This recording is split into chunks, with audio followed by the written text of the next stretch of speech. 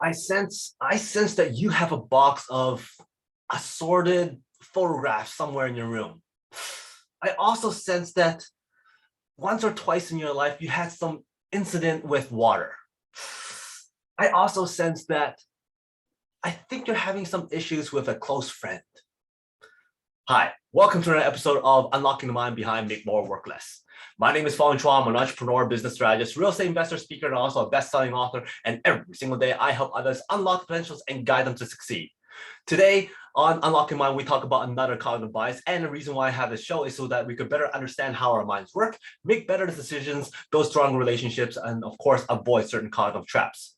So for today's cognitive bias, we're going to be talking about the FOR effect. What exactly is that? Well, how many of you actually put your hands up or agreed to some of the statements I said? I said 3 statements there. Did you put your hand up or agree to all 3 of them? 2 of them? At least 1 of them? Most likely not, you said yes to 1, maybe 2, or maybe even all 3. And that is the FOR effect. We as human beings like to find statements, stories, situations that we can relate to that speaks directly to us. If we've gone through some personal story, if we've gone through some experience, we want to find those same things to make us feel a part of something. And that is basically the FOR effect. There is this confirmation bias that we're looking for to kind of go, oh yeah, I can agree with that. Oh yeah, I fit into there. Oh yeah, that's what I went through. And that's what the FOR effect is when individuals give high accuracy ratings to descriptions of their personality or their situations that are supposedly tailored to them specifically, but in actuality, those statements are so vague and so general that it fits to so many people in the world. And that's exactly what happened there. Those comments I made, those general statements I made fit many, many people. But for you, you might go, yeah, it's almost as if they're talking directly to me. And that's how cold reading works.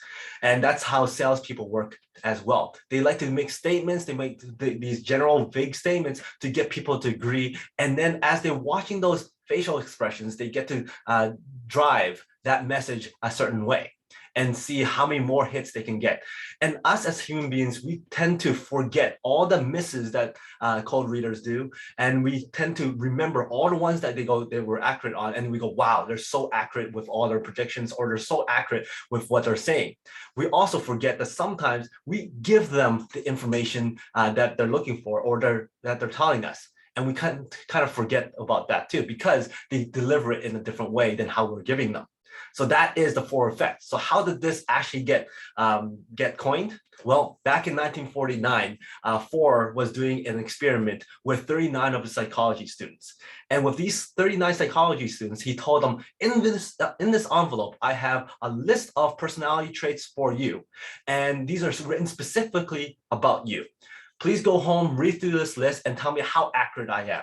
Well, they all came back and go, wow, you're so accurate. Most of those comments that you made were exactly what I was thinking, exactly how I am. How did you know? Well, in reality, it was that all 39 of the students had the exact same list. And that list comes from an astrology page.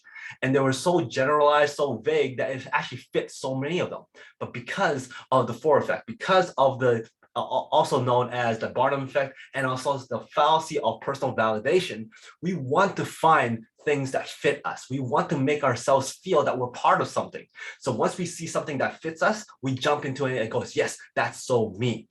So how do we avoid this? Well, when we're in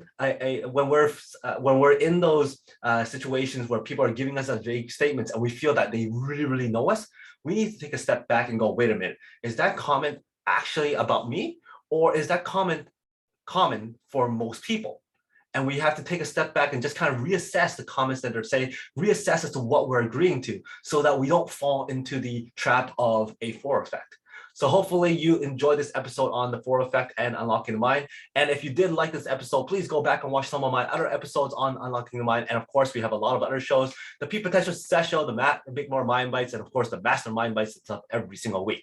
So until next time, thank you very much for your support, your comments. I love seeing those comments, your likes, your subscriptions. And also until next time, today is the day to unlock your peak potential. I'll see you later.